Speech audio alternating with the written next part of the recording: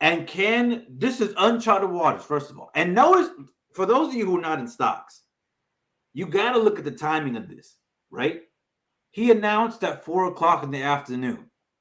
The market's already closed. The market's going to be closed at 4. It closes on Saturday and it's closing on Sunday. 4 p.m.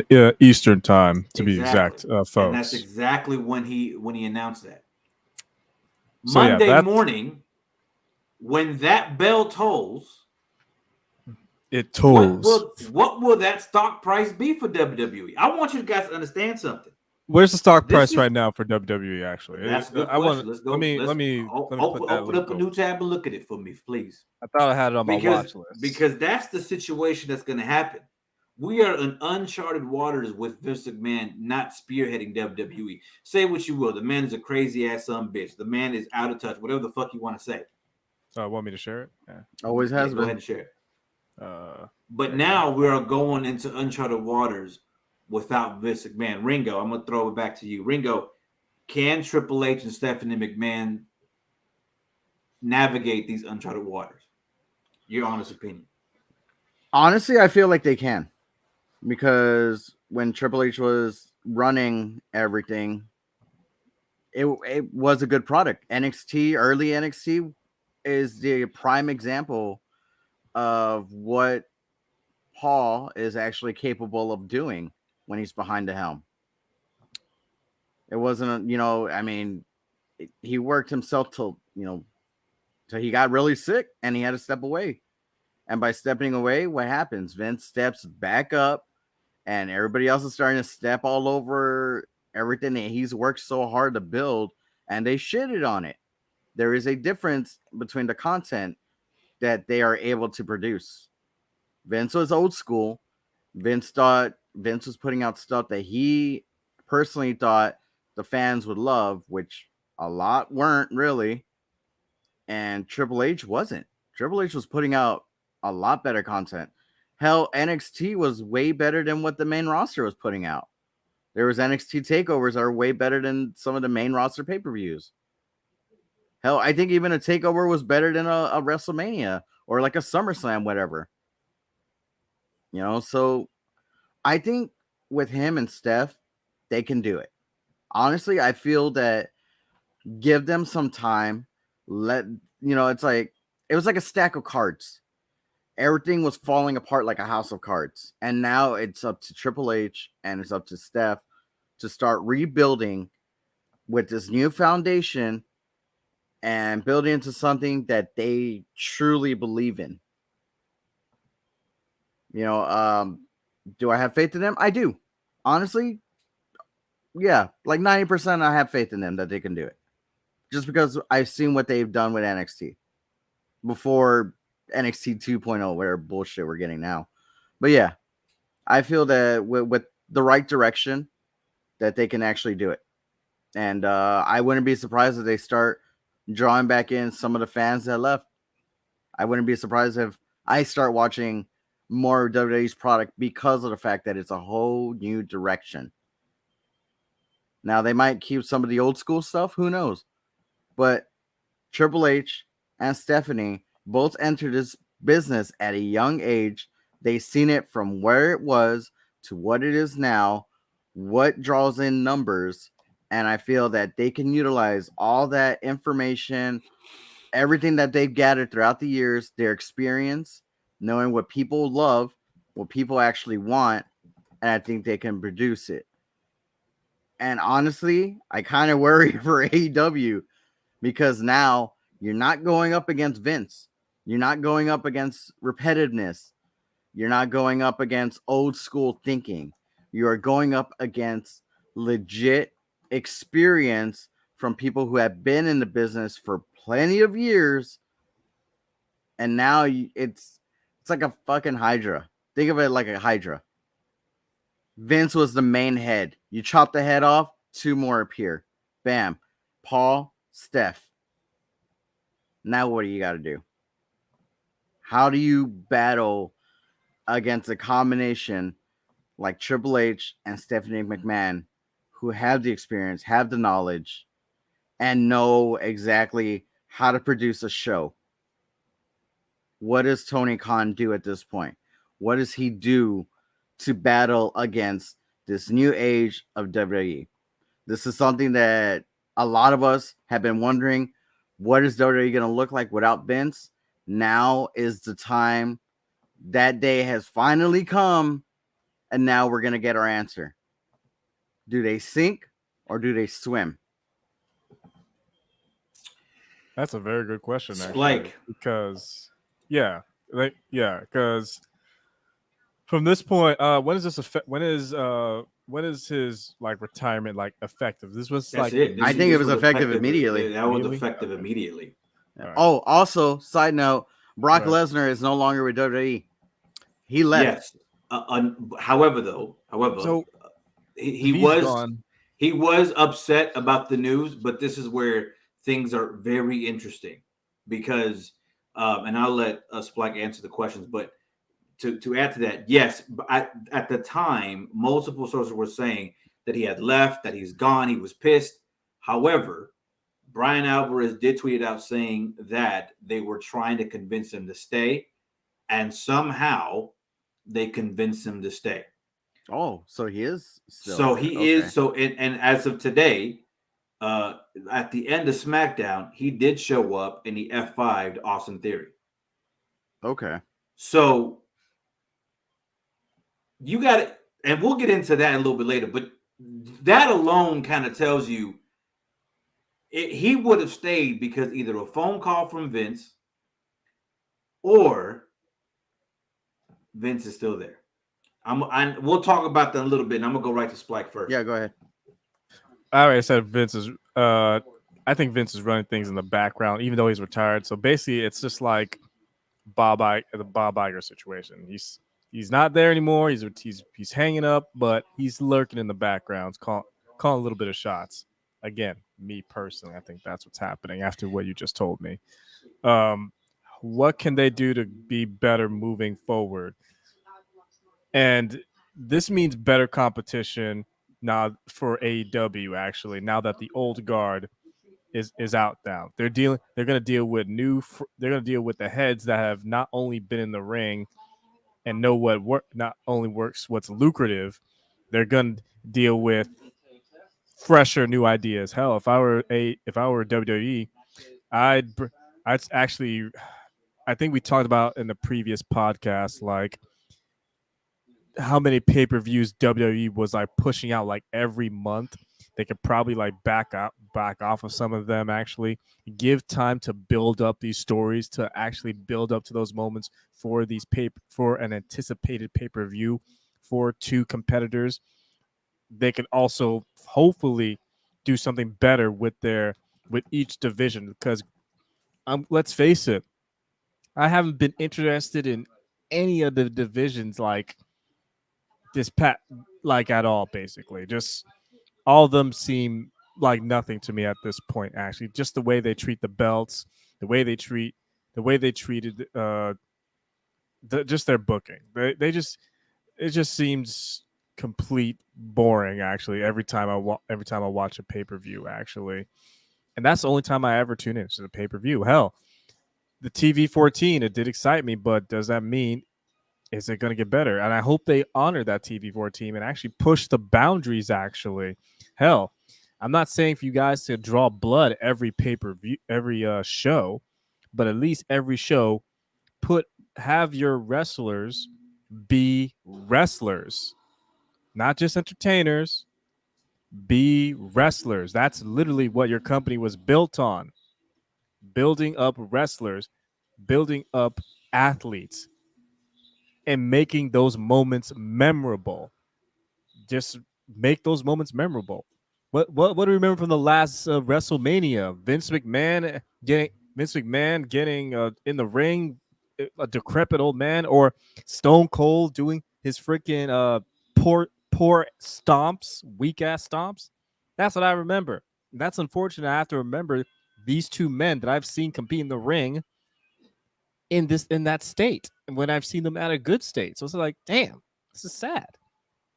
So I'm hoping moving forward that this new guard, and I'm just gonna say minus Nick Khan, because like I said, I don't trust that fucker at all anyway. the battle of the cons, you might as well that Nick Khan might as well surrender, in my opinion, in that fight with Stephanie and Triple H.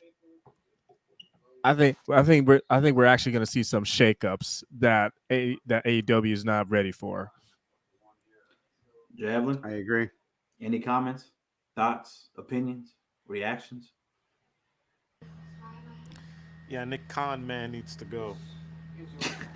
Bruce Pritchard needs to go. Those two, I think I think we'll be good. We got John Laurinaitis. People power out. Yes, that was step one. The head honcho is gone. That's step two. Now it's time to clean up the rest of the debris, and then we'll see how it goes. I was telling Styles earlier that I don't think that it's going to drive people away from AEW per se necessarily 100% if they are really into AEW like let's say we are. As long as the product stays good, I think there's room to fit WWE in there and watch Oh, of both, course. Yeah. right? And it might be even exciting to go to WrestleMania once again, right? It might be exciting to go to fuck the WrestleMania, a Raw or a SmackDown again, because we used to be excited to go to Raw and SmackDown, but when it went to hell, it was like, damn, Jesus, this is just bad. But yeah, let's see. Will Stephanie and Paul Levesque drop the whole? Well, we're WWE. We're not above working with our competition. And just imagine if they decide to open the floodgates Ooh, to work that would be with cool. AEW. I mean, they already kind of did somewhat when they contacted Tony Khan to use Chris Jericho and the rest of some of them wrestlers for Mhm. what is it? Cena's Cena's 50th. Cena's thing. So it's Yeah. like Tony could have been a douchebag and he could have been the asshole that's like, fuck you. No, but he's not like that. So, but you guys are like that. WWE is like that. So it's like maybe, just maybe now, we could have good product on set.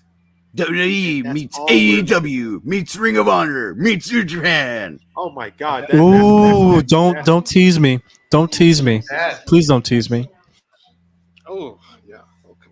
See, One night only. Unfortunately- Sunday. Unfortunately, that is not going to happen because sources, more reports came out with more news coming out that producers and some members of creative were told that Bruce Pritchard is taking over Vince McMahon's television duties moving forward. Producers were also told that Bruce Pritchard is taking some direction from Vince McMahon as the transition takes place. Now, this is key.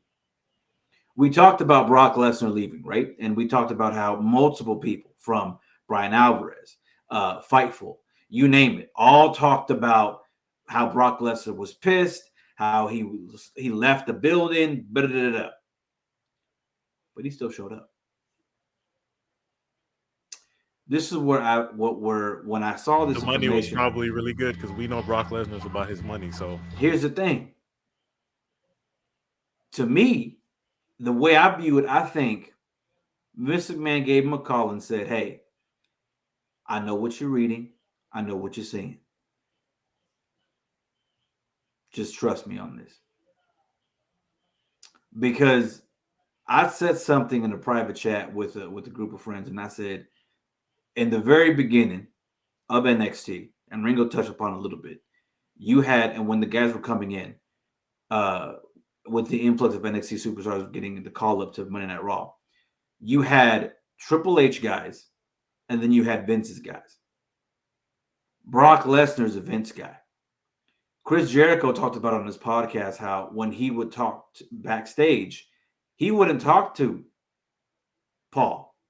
He would go right up to Vince. Same thing here.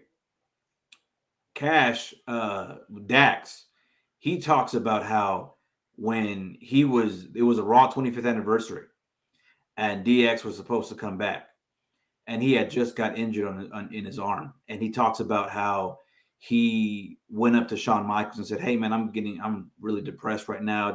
Like I'm feeling anxiety." Like he was literally pouring his heart out to Shawn Michaels.